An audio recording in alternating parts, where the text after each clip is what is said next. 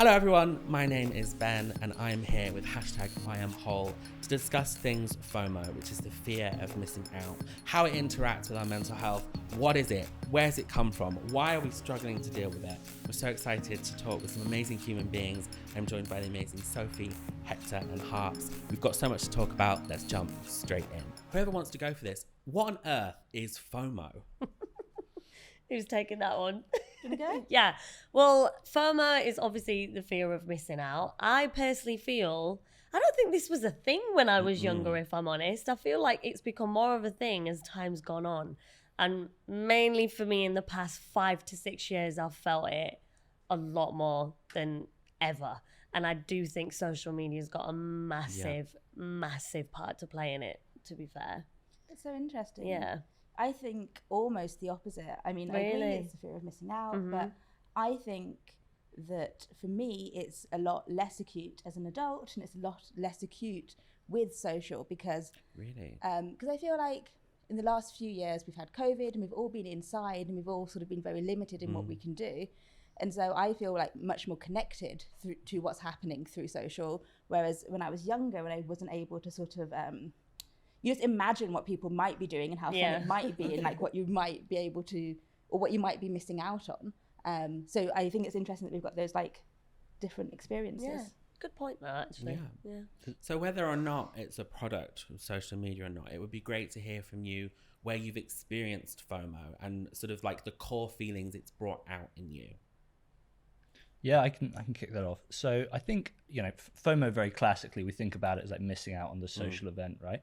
But I also think that it's kind of wider than that. It's more a general feeling of inadequacy. So definitely in my early 20s, I was working for a tech startup, tried to get on various grad schemes, didn't get it. So ended up at a random tech startup based in East London. And it turned out to be an incredible experience. But for those 3 years, I just had this sense that I was, behind, I was missing out, and that you kind of think that everyone else is getting these amazing qualifications or whatever it is, and like at that age, you feel like that's the rest of your life, and you've missed the boat, and so it's really kind of really for that whole 3-year period, I just had a real insecurity about what I was doing, and then I think everything you see, especially on social media, really kind of aggravates that, right? And then you feel, this person's just had a promotion or whatever it is. So that's probably the most kind of recent example for me. Yeah. And Sophie, your experience of FOMO? Yeah, I guess for me, it's probably younger. And I think for me, it's like I grew up, Ben likes to say that I'm the same age as them, and I'm not. I'm almost 10 years older than Ben. But when I was at uni or just coming out of uni, like Skins was cool and just like this imagination that everyone's you are out. Older than me. Yeah, exactly. I wanted to audition for Skins when I was at uni. And it just felt like, all these people were like having this cool time and they were like living life and like, I don't know, riding around a party on a micro scooter. Do you want to do that? Not really. But you sort of like, there's, I think, a societal projection of what life is like. And if your life isn't like that completely fictionalized, televised, scripted life, then I think that's probably when I felt it most. Yeah. And I think, interestingly, I've seen a few articles recently about how Gen Z have missed out on those sort of formative sort of teenage years, those formative like uni years. And they are talking about a FOMO for that phase of their life that they never had. Yeah. They never had the freshers week. They never had the going to uni and doing all of that fun stuff, largely because they were inside because a pandemic came and now a recession's and I think we're seeing an interesting conversation about people in that generation having FOMO for like a misspent youth that they were never able to have, which I think is interesting as well. It's almost like a nostalgic element to FOMO of something you might never experience anyway. Yeah. It's really interesting. It's like us missing out on the Beatles or something. It's all right. It's okay not to do it. And Harpz, for you, how has FOMO showed up for you? I feel like I've experienced it in different ways over the past couple of years. Like the first time for me was obviously when social media became such a big thing, and with the job that I do, it became a comparison thing. So anytime I'd see somebody else doing something, I would feel I'm so behind. I should be doing that. I should be there. I should be there. Obviously, you shouldn't be thinking like that. But I think it's just what social media has created in our minds now. So when you're watching someone doing something or seeing someone achieving something, you feel like you're so behind because you've not got there yet, or you haven't got that feeling yet. And that used to really get to me. But then after a couple of years, I feel like once I got so busy in my lifestyle and not being able to stop off this hamster wheel, I was missing out on other things that my friends would be doing or my family would be doing, because I just simply did not have the time. And it's hard to find that spare time. And then when I'd see them posting pictures of birthday parties or going out, or it's someone's wedding or whatever the function might be, I seriously used to go through FOMO at that point. And it used to really get me down. Like, not anymore. I think I've learned how to cope with it. And that's something that we all need to learn with FOMO, is how to deal with it. But then I feel like I went through all the emotions. I would be sad, I would be angry, like, why am I never free? Why is my life so busy? Why is this job not letting me live life as well on the side? Because that was hard to deal with, but I think I've come around it now. I've learned how to cope with it a little bit. Yeah, I think FOMO feels really personal. Yeah. It's like an attack on your choices. Whatever fork in a road you've come to, you've made a decision. And so FOMO shows you what you didn't have. That sort of like painful life not lived, which is a really sort of scary sort of 2 a.m. dark hole that no one wants to go down to. But it's clear that social media does have an impact for some of us in FOMO. For me, it's press days when I'm not going to press days, because I live in the north, so I can't come down to London just for like a free beauty bag. I'm not interested anymore, so I don't do it. But when I see those influencers at the press days, I'm like, oh, I wish I was at the press day. Like, really annoys me. So how, for you, does social media can make FOMO worse? What does it show you that's like, oh, where it pulls at your gut? Obviously, we are transcending it a little bit, but there's that immediate pull on social media. What does that look like for you, whoever wants to go for that? I've actually gone through a few social media accounts now, so I'm now off everything but LinkedIn. Oh, congrats. Thank you. I never got started with Instagram, but was on Facebook, on Twitter. Sure. What I found is when I was on Facebook, you know, that was where I spent most of the time. And on there, it's, you know, people at parties. I guess it depends where you are in your life. So, you know, around uni years, you know, you want to be at the cool party or whatever it is. And then I deleted that, and then I just basically moved and did the same thing on Twitter. And again, it's a slightly different world. And now running a startup, I spend probably too much time on LinkedIn, and it's the same thing. You know, you just see like other startups that are further ahead that have solved the problems. And I think what FOMO really does is it kind of hits us at those insecurities, the back of our mind. We have that nagging sensation that we're not enough, you know, we're not smart enough, we're not popular enough, whatever it is.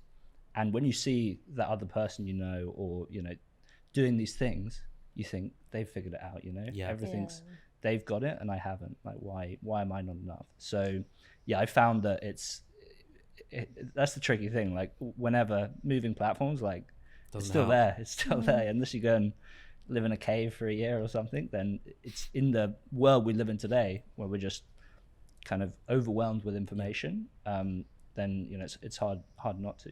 Yeah, if you do live in a cave, you're obviously not watching this, but do try to get in touch. Send us a pigeon. Let us know what life's like on the outside. And Harpz, obviously social media for you is a big part of your job. Yeah. Does that make it bad for you when you're really, really busy or run down with work? Yeah. What does that look like for you? I think 100%. I have a very love-hate relationship with social media anyway. I think when I first started my job, social media was amazing. It helped me get out there. It helped me get recognized. People were aware of what I do and what, you know, they got to see it firsthand. But now that I'm in the job and over the past couple of years, it's like battling with two sides of your brain, because one side of it, you love it and you want to put out all the good stuff. You want people to see it and praise it and be like, oh, that's really good.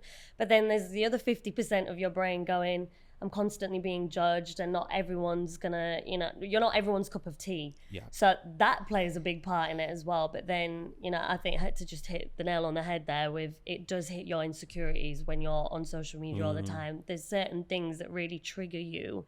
And if we talk about platforms, I'm not on TikTok anymore and I haven't been for coming up to a year.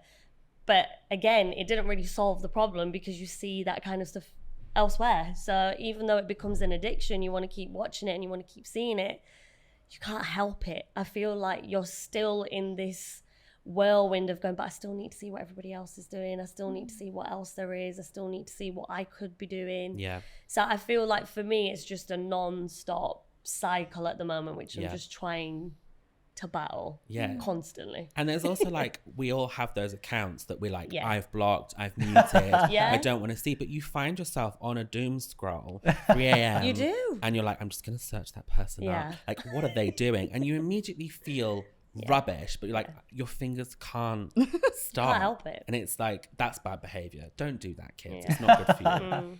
But I know you said social media wasn't something that you experienced FOMO on, but how has that manifested outside, inside? Obviously, through the pandemic, you skyrocketed. You have hundreds of thousands of people that are like, Sophie Williams, tell me what's good. How does that represent FOMO for you in a way?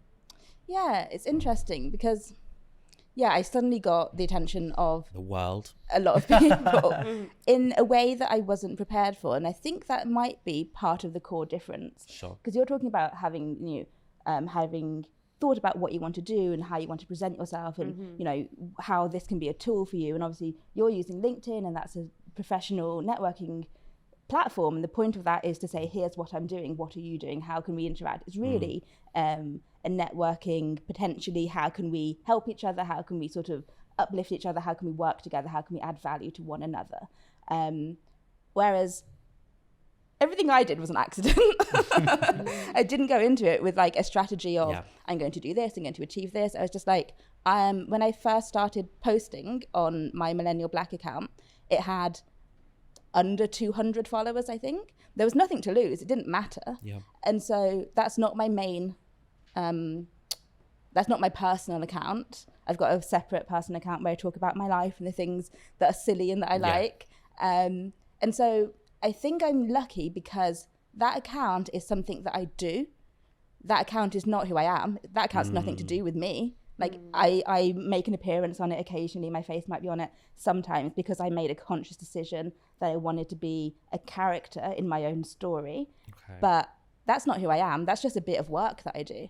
And so I think I don't compare myself to other people in that way because I wasn't trying to do this. People came to me and they can take what I'm willing to give them, but that's all they can take. That's all I'm willing to offer. Yeah, it's almost, in a sense for you, it has manifested into a business where you have closure. You're able to step away, whereas for someone like me, my face is my brand. I am my business. And so it feels really strange sometimes with FOMO. And like, I sometimes say I'm a bit like Lorraine Kelly. I play myself in the media for tax purposes. And so like, it's given me an ability sometimes that I can step away. But when you're looking at other people that do it as their brand, like I look up to you as well, so I feel that pressure sometimes. Like, you can't help but feel pressure from people you love as well as people like you like less. I know this is about mental health, so we don't hate anyone. But I guess like it would be really interesting for all of us, because I guess we're at a stage where we are in a way part overcoming, but also like we do get sucked back into it. So what are some proactive tips to sort of not battle it, not beat it, but like live with FOMO? I don't know who's got any ideas of tips. I'm all ears. Well, I don't follow anyone I don't like. I don't follow anyone who Let's I just don't. Pause for that. What a brilliant piece of advice. Only follow people you like. I didn't know that was the point, right? I don't follow people who I don't like. I don't follow people who don't make me feel good. I unfollow people all the time. Like, I'll follow someone if like I see a piece of content and I think that's good. If I then continue to get content from that account, it's not for me. I'll unfollow them. Like, I don't need anything in my life aside from what I've decided I need in my life. And so I'm not inviting that into my space. And I think it's really easy as well, like you're saying, when you see people at like fancy events or press days or doing all of that, but they're at work. Yeah. That's their job. Yeah. We're just watching people go to work and thinking, isn't that cool? But we know that a lot of the time you go there, it's awkward, you stand around, you have to look nice for a photo, you get your goodie bag, you go. Like, none of it's real. And I think once we realize that what we're doing, however much we want to or don't, we are, to an extent, curating what we put out, what we share, what we make of ourselves and who we say we are and what we say we're doing. Once we recognize that everyone's doing exactly that in exactly the same way, consciously or unconsciously, I think that becomes much less threatening, because when you're seeing someone at a fancy influencer event, you're in bed, you're not at work. You don't want to go to work. Like, it's okay. So in a sense, like, we assume that FOMO is an everyone else problem, but there'll be people that we cause FOMO to. Interesting. Right? And so suddenly it's not just an us and them thing. It's like everyone's doing it, everyone's enacting in it. So actually, if we all just go, hang on, it's not such a big deal, we could probably take away a lot of the sting. I don't know if that resonates with either of you two. Yeah, I think one of the key points in there, so, you know, on one hand, just seeing less of this stuff. Yeah. So as you say, it's the doom scrolling at 3 a.m., right? Like it's hard because it is addictive. So I think, you know, it does come from a place of, you know, insecurity, and everyone has it. Everyone has insecurity in some shape or form. So I think really like, just like working on yourself, it's so much easier said than done, right? It's easy for me to sit here and preach it, but like the more you can kind of develop confidence in yourself, and that takes time. You know, you have to put yourself out there, you have to, you know, try things and you know, kind of really commit to something. But over time, the FOMO does lessen and go away in some areas of your life. So I think, yeah, just the more you can, and it's really an awareness thing. Like everyone knows that doom scrolling at 3 a.m. is bad for you, but we still do it, right? But if you just recognize that in yourself, no judgment. You're not saying, you know, I'm a bad person because I was doom scrolling last night. It's about compassion but instead. It's like, exactly, it's compassion, right? It's like, you know, what would you do if your friend was doom scrolling at 3 a.m. last night? So I think that really helps. And then the other thing is just talk to other people and just be vulnerable about it. You know, like everyone's being vulnerable today, because you do realize that, you know, everyone goes through the same. Like, you speak to the person who you saw pictures of at the party, and they'll be like, oh, it was terrible. You know, I was walking around for 5 hours, like I didn't like anyone there. And you're like, actually, my evening in watching, you know, Gossip Girl wasn't so bad. So I think just the more we kind of address bring the heckler to the front, right? Yeah. Like if you have a heckler in a theater shout at you from the back, it's very scary. But if you can bring that heckler to the front and say, actually, you know, I'm feeling insecure about this, and talk about it, then, you know, it's suddenly not so scary. It's just some, you know, old strange guy at the front. Absolutely. It's always an old strange guy at the front. I'm so sorry. You should call Barry. Really boring. 3 kids and he hates his life. Barry, what's wrong with you? Let's talk, Barry. I'll give you my therapist number at the end. And Harpz, it seems like you've sort of like switched how FOMO feels to you. It used to be sort of in a business sense, and now it's like personal life. How have you countered that? And like, what tools and tips are you using to make you sort of feel at peace with it? A little bit of what both of them have just said, actually. Like when Sophie just mentioned there, I don't follow people I like. That's something I've had to embed in myself now, and I've learned that now over the years. And that's exactly what I do. I don't need to be following or seeing things that get me down or make me feel a certain type of way, in whatever aspect that might be. I've stopped that. People that, you know, might get to me, or people that I might dislike, I have now unfollowed or blocked off. Whatever extent I've taken it, I've made that move and I've made that change, and I live so much better. So when I am scrolling, I'm seeing things I like, I'm seeing people I want to clap for, I see things that inspire me or motivate me, and it's really helped me change the way that I think. But also, like Hector mentioned, you know, it is about working on yourself as well. There is an element of that, and especially with me, the way I've discovered FOMO, I've now realized I really need to just take a step back, reflect on myself, and be happy with the things that I have done and the things that I have got, rather than constantly watching where is everybody else? Should I be doing the same thing? And we start looking at age and things like that. Well, if that person's like the same age as me, but they've got 10 years of under 30 lists are so stressful. It's really stressful. It's really annoying as well. But now I've just got to a point where age is nothing but a number, and we can all get there in our own time. Everybody's just got to focus on their own lane, and I'm in a much better place now, knowing that that's how I need to think. So I think there's a little bit of different things that you need to embed in yourselves, but do what makes you feel good is the main thing. And I think what's brilliant is that all of those tips are kind of obvious, but they're really practical, and they're things that we know we should be doing, but we're kind of like afraid to put those boundaries in place for ourselves. And we've obviously talked about FOMO in a very lighthearted way, but there is a deeper side. Obviously, FOMO can sort of interact with things like depression and anxiety. Do you think FOMO has a direct role in that? And sort of what sort of things would you sort of say if someone is suffering more deeply with it? What's going on there? Hector, I'll come to you first. Yeah, sure. I mean, 100% I think it contributes. I just think life today in the 21st century is very hard. Like we fundamentally have not changed much since we were hunter-gatherers 50,000 years ago. And so we're built to live in little groups of, up to 150 people. Sure. And we're now, as soon as you pick up your phone in the morning, you have access to millions of people, and it's completely overwhelming. Yeah. And so, I mean, FOMO isn't rational. It's this feeling of like, we are not enough, I am not enough, because you're saying what this person's doing, what this person, when, on social media, you just see the good stuff. Everyone knows that. And so I think the message is that, like, the good news is that's not right. Like, you are enough, and we all are. So I think, FOMO really, it's hard to see that, right? It's hard. And with social media, with devices in general, like, we are just living in this constant state of overstimulation. Like, we're not bored anymore, really. We just, every time you're bored, you pick up your phone and scroll through it, right? Like, you're never just sitting there. And that, we're not built to live like that. So what that does is it heightens our anxiety. It heightens our, it just means that, again, we have this whole kind of generation coming through now. They perhaps unfairly get called Generation Snowflake, and everyone's nerves are frayed. Like, this generation has grown up with social media all the way through their teenage years.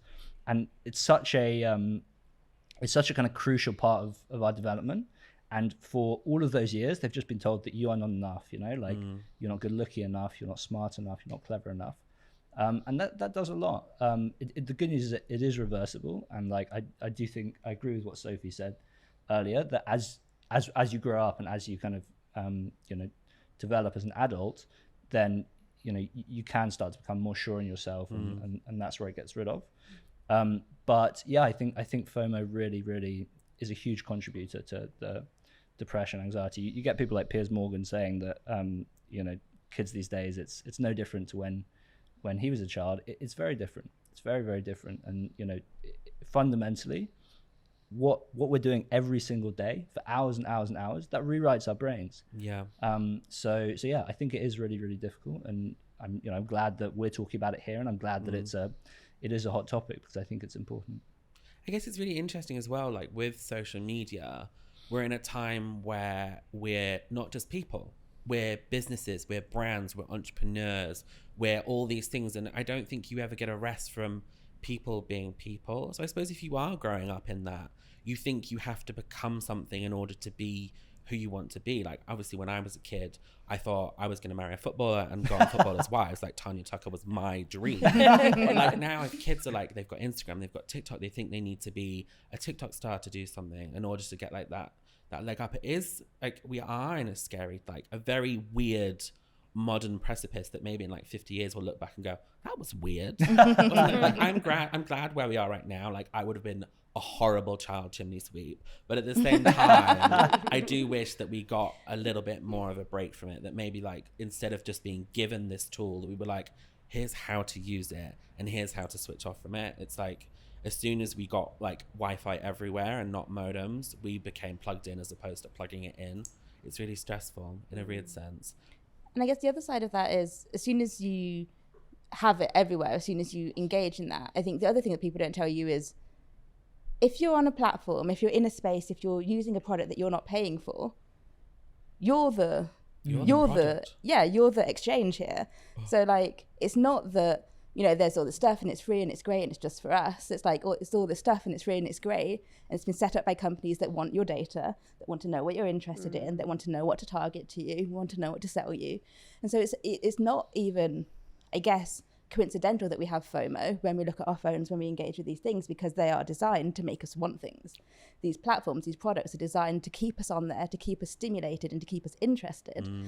But the primary revenue driver for Meta is ad revenue, whether that is keeping people who can make sponsored posts on there, whether that is actually having like paid dark posts, sort of whatever it is.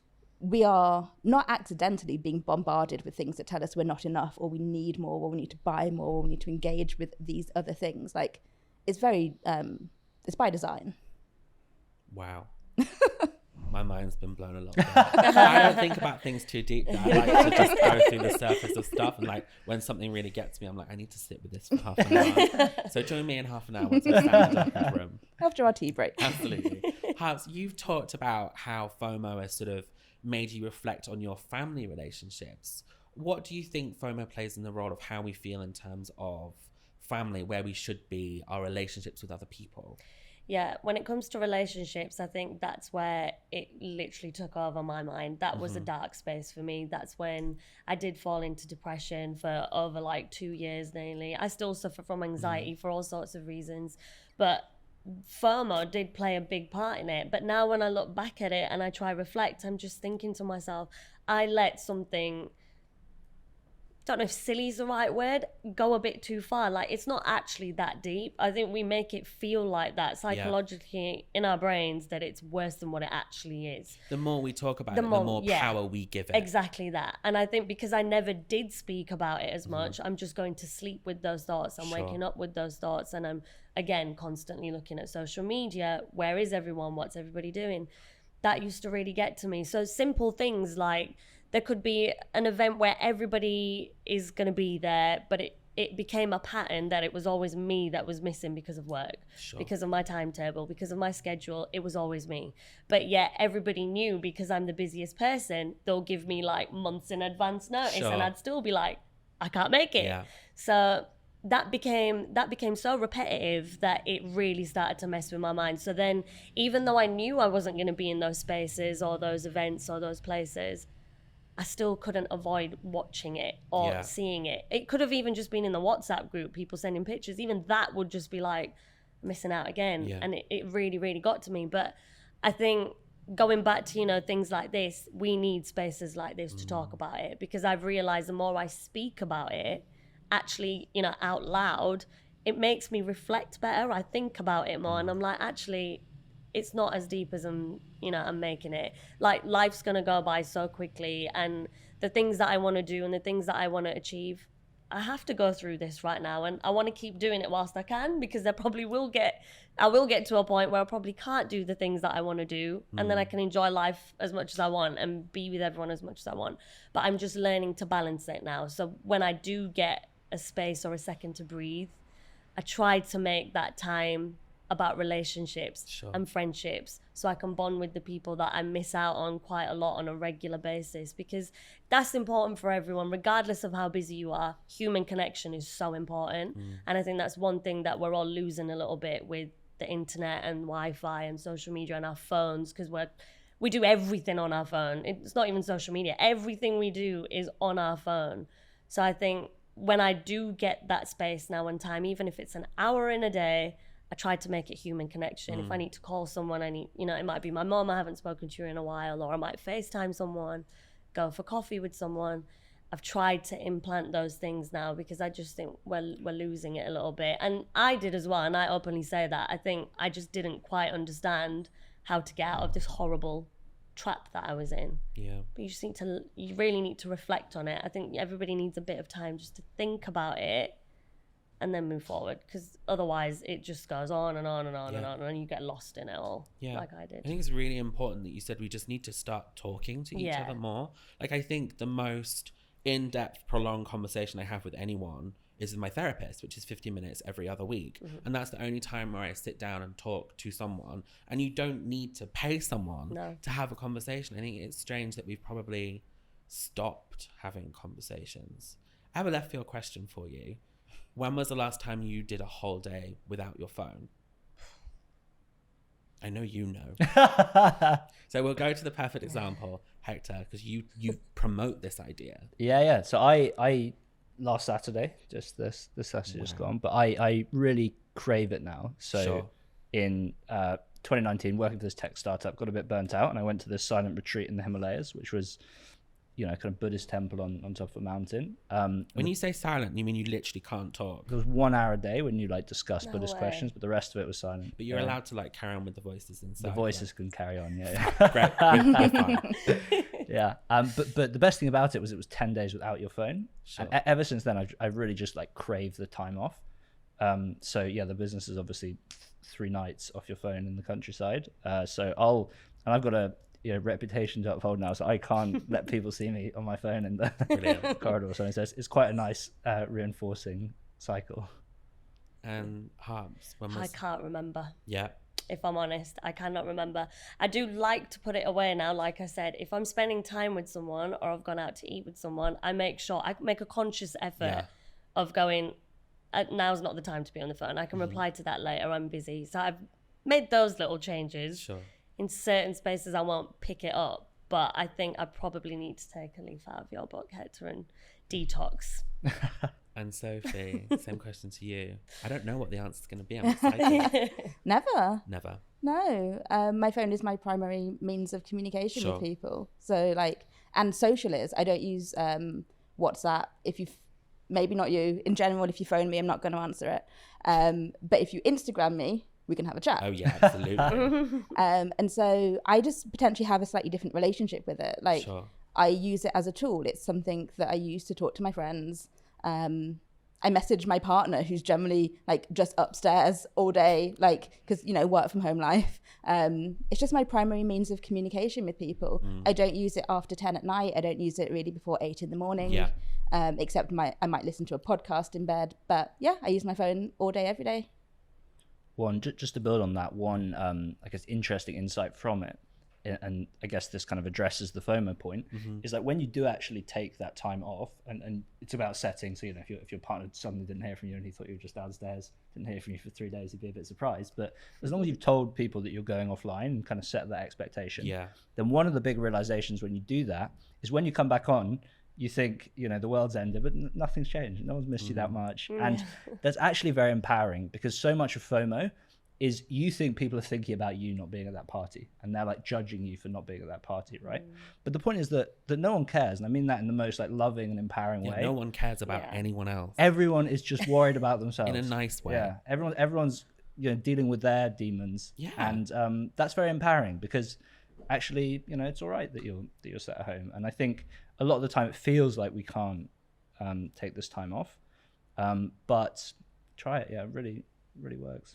Yeah, I cannot remember the last time I did a full day. I switch off at 9. It doesn't come back on until 8 in the morning. But yeah, it's like the second thing I do because it's work. It's really strange. Like I think if you're coming, this is quite a specific part of FOMO, but if you're in the world of business and your phone is your job as well, I think I have become more wary of it, and I resent it a bit more. It's not the fun thing that it was maybe like 5-10 years ago. I think there is that business element to FOMO, and I think that's probably another like layer to the FOMO cake, that what we're seeing, A, is curated, B, is potentially not real all the time. But I certainly feel this pressure in regards to lifestyle, how much money people have, or like the whole culture with FOMO especially. How do you think FOMO interacts with money, finances, and feeling like we need more? Yeah, I mean, I think, like I was saying a second ago, social is designed to make us want to buy things, right? It's designed to be good for brands, it's designed to be good for sales, it's designed to make things feel desirable and feel aspirational and feel like, you know, if only I had that, my life would be better, I would be happier, I would get invited there, I would feel whole. And it's not going to work. I literally think about things of, this will change my life. This will open doors. Like that's almost my rationale. Like this bag is the one that's going to get me noticed, which is bullshit. That's so stupid. But it's not your fault. No, like, well, thank you. You're meant to. You're meant to feel like that. Great. I'm People doing have it made right. you feel like that, and I think once you recognise that, and once you've done that, and you've got that bag, and your life is doesn't change wonderful, anything. but I'm sure it hasn't changed because of that bag. We can start to be like, right, so maybe the narrative that I've been given isn't real. Yeah. And I think it's really important that the things that you see on social are not real. Sure. That's no one's real life. Like, we get gifted stuff all the time. And like, so we can be like, oh, look at this nice thing we've got. We didn't buy it, not with our money. Someone gave it to us. So we would post about it to make other people want it. And that's the same with like I was saying about when we're like, oh, we didn't get invited to this influencer event or this press event. It's work. People are at work. People are either being paid to attend, or they're attending because their PR, who they pay, has set it up for them, or they want to be photographed with this product or in this place or with that person. Like, it's not real. It's a brand that someone has made, and it's in their best interest to keep that brand interesting and relevant, and for them to be in those spaces, because it creates those feelings of, I want to be like them, I want to be near them, I want the things that they have, which is essential for the industry that is around social to exist and to continue and to be successful. And so I think social can really warp our ideas, one, of what success looks like, and two, of how well off people are. I remember as a teenager being told, don't count other people's money. And I think that is such valuable advice, because you don't know. You can look at someone's job and be like, oh, they must have this. They don't. You don't know. It's not real. And so I think the more we can remember, these are people who've become brands, and those brands need products, and those products need the brands. It's a really symbiotic relationship, but you don't need them. They're not for you. They're for themselves, they're for each other. And once we can say, actually, I'm pretty fucking cool. I've got all the stuff I need already. And sure, I could get this nice lipstick and I'm sure it would look beautiful, but it's fine. I don't need any of that stuff. And once I think we can recognize that, and recognize that the perception of money is being skewed, and things are gifted, and people are paid to do things, and people run themselves into huge amounts of debt. Just because someone seems to be successful and financially well off doesn't mean that they're actually living within their means, living within their capabilities. People bankrupt themselves trying to live this life that they see other people living, which they aren't even living themselves. I think it's all right. My main message is everything's made up. It's all made up. And once we see that, we can. Oh, yeah, we're real. We're real. But the things that you're told that you need to be or have or do to be important or successful or real, they're not real. You are already everything that you need. And unless you are like a huge percentage of the population living in some sort of poverty, you probably have the fundamental things that you need to be yourself and to be happy and to create a happy life. And that's very, very broad and general, but what's in you is good, and what's in you is amazing. And this lipstick or this bag, it's nice, sure, but it's not going to change your life. And that's, I think, what we need to remember. Yeah. I was thinking with you, Harpz, because obviously you're very busy, your career is like taken off. I don't know if you remember like a couple of years ago, like in like the hustle industry, it was secure the bag. It was definitely that thing of like, get those jobs, get it. Did you feel that pressure from FOMO in a sense? Yeah, I did kind of actually, to be honest, because again, it's just looking at other people's success. Like Sophie said, we think that's how we should be thinking and seeing it, but actually we just need to focus on ourselves, because I feel like I did fall into a habit of watching other people do the same thing I wanted to do when I didn't quite get there. And I kept thinking, wow, like this is an amazing glam lifestyle they're living, and how are they affording this and how are they affording that? And once you're in it, you realize it's not as easy as that, and half the things aren't real. So when you're watching it, they've made you feel like this is their world and this is our everyday lifestyle and this is how we live. But actually behind the scenes, or behind the screen, should I say, you could be completely different. And you learn that, I think, as you go along. I think sometimes when you see it, you're just meant to believe it because you're watching it and you're hearing it. But I think as you really go in depth with it, you realize that actually these people's lifestyles, half of them are probably not what you see. And it's so easy for us to do that. That's like with any of us, we can easily show on Instagram or on Snapchat or whatever platform you use, it's so easy to show them something that's actually not real. You could be wearing your best outfit and show someone that this is how I dress every single day, but actually you might not. You might just have 2-3 outfits in your wardrobe like that, and the whole rail might not look the same. So I'm just using that as an example. Like, it's so easy for any of us to make someone believe it's that. So I think I did at first, in my early days, feel I need to be chasing the money in ways that these guys are. I need to be doing the same thing. I need to be doing that. But I've realized actually it's hard. It's hard work. So you lot probably have not got to that just like that. You know, it takes time, and you've got to climb that ladder, and you will measure your own success in your own way. Again, it just comes back down to focus on yourself, on your own pocket, and live within your means, please, because you don't want, who wants to be in debt? No. Do you ever feel the pressure? Like, I sometimes, a lot of my content is very heavily made up, very well curated. I sometimes feel the pressure to do like a realness day where I've got no makeup on, or I don't look my best, or I'm not in my normal setting. Do you feel that pressure to like show the real side of you? I think I did, definitely. Yeah. That's more recent now, I think. Yeah. Now I do like try to avoid the filter life, Yeah. and there's no need, because again, if we talk about Gen Z, that's how it's embedded in their brains. Like, we can't go on Instagram or anything without a filter. We can't do this without looking a certain type Yeah. of way. And I feel like now I've really realized that real actually attracts more. Like, I feel like, you know, when they say like less is more, like Yeah. it literally is. Just Really be real is. and people care more, is what I've realized. Yeah. Because when you're trying to be someone that you're not, and you're using those filters, or you're in certain spaces to make you look and feel better, actually inside you're not, because it's all fake. You're just faking it. It's all in your head. But when you just go on the camera as you are, you feel better about it. I think you actually feel it changes your emotion. I do. I feel like now that I've started to do that, or I might make a little story in wherever I am, just the way I am. As it happens. Yeah, I just feel so much better about it, because Yeah. then I'm like, actually, I've chosen to go out to the world the way I look. So no matter what the judgment is in return, that's just me. Yeah. But whereas if I put a filter on, or I'm editing my pictures to the extreme, it's like I'm constantly waiting. How many messages am I going to get now saying you look beautiful, you look nice? Yeah. But you don't, though, because that's not how you look. Yeah. So, yeah. And I think in a sense with you, Sophie, because I know you really well, how I see you online is exactly the person I know. Is that a conscious decision? Or is that just the only way you know how to do online? It's just sort of the only way I know how to be. Sure. Just like, my following didn't grow because of me, because of how I look, because of the spaces I was in. My content was words. It's just like, you know, The power of knowledge. pink and black words.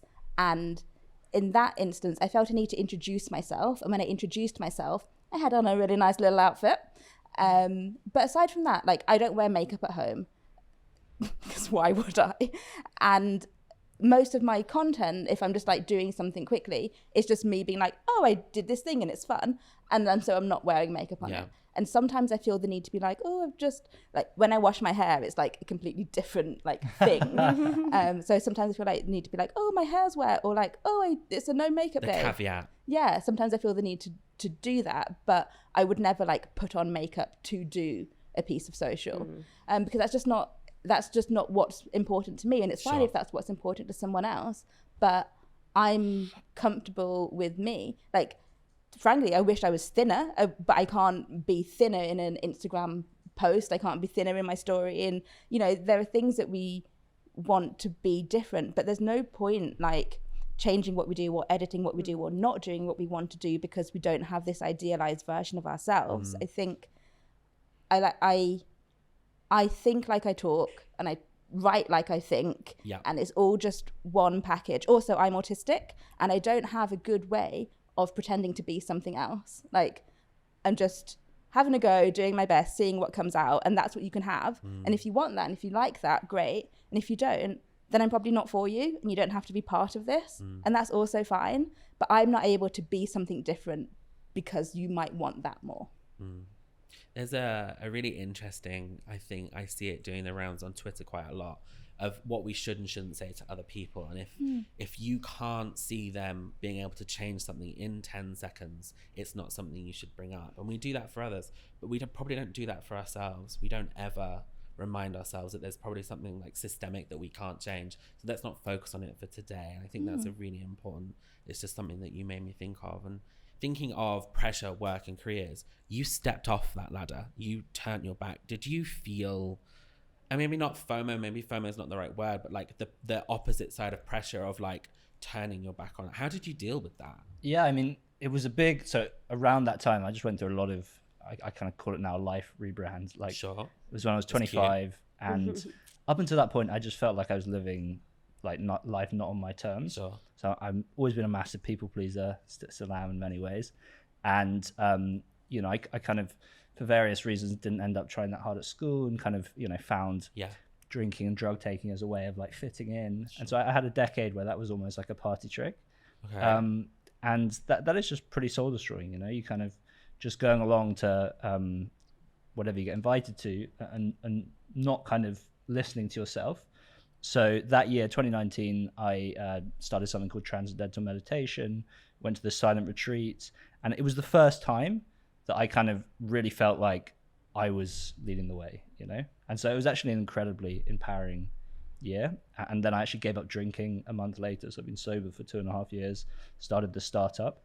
So it felt like everything kind of, because I think, you know, FOMO and just generally all the insecurities around this are when things are in the way, right? Like we all have within us the ability to be happy, but it's all the things that get in the way. And I felt like that year was a really good way for me to kind of strip away a lot of those. Of course, things still come up.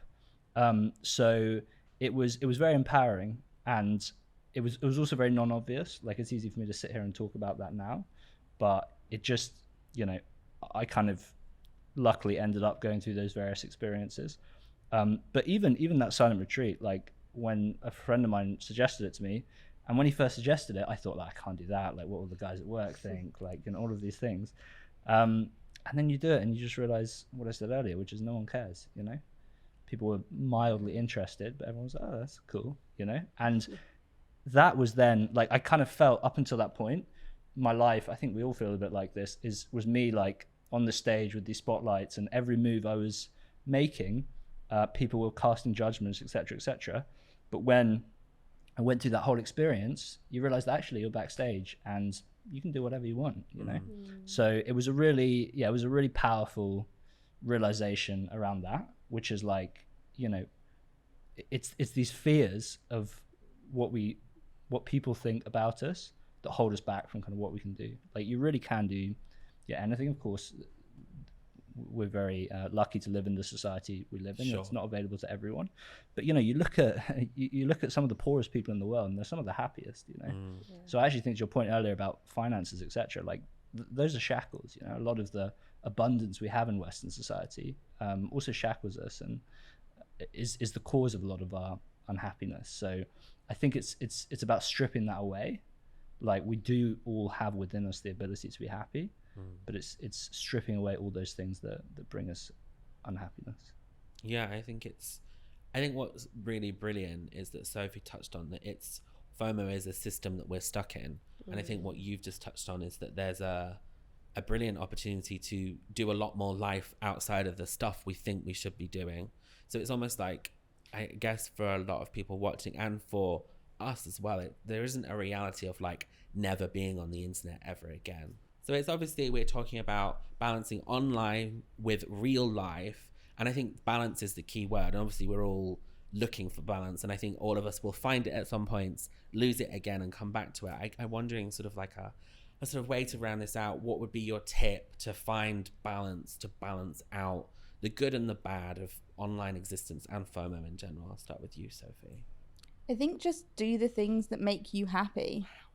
Just like, there's no right way to do stuff. You can do whatever you want to do, and it's fine, and you can share it or you can not share it, but just, you know, comparison is the thief of joy. Just do the things that you want. It doesn't matter what anyone else is doing, and you're going to be just fine. And Hector. Yeah, I mean, Sophie's taken my point. Very good point.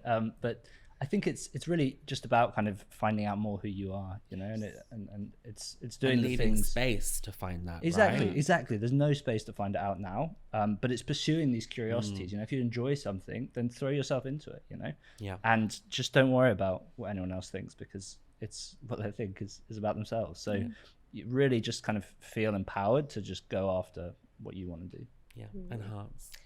I agree with both, and just don't forget that human connection is very important as well. I feel like we can live on our phones, on the internet, on social media for the rest of our lives, which we will, but just don't get lost in it, because I think this is more important. Or always like have like a breadcrumb path to come back out of it. Yeah. Beautiful.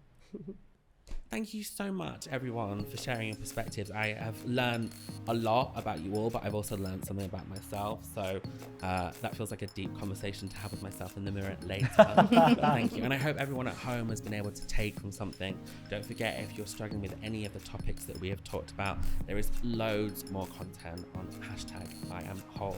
Thank you so much for joining me today. If you've loved what I have done, I have been Ben Pechey, and if you haven't, I have been Vanessa Feltz. Thank you so much for joining us. Bye-bye.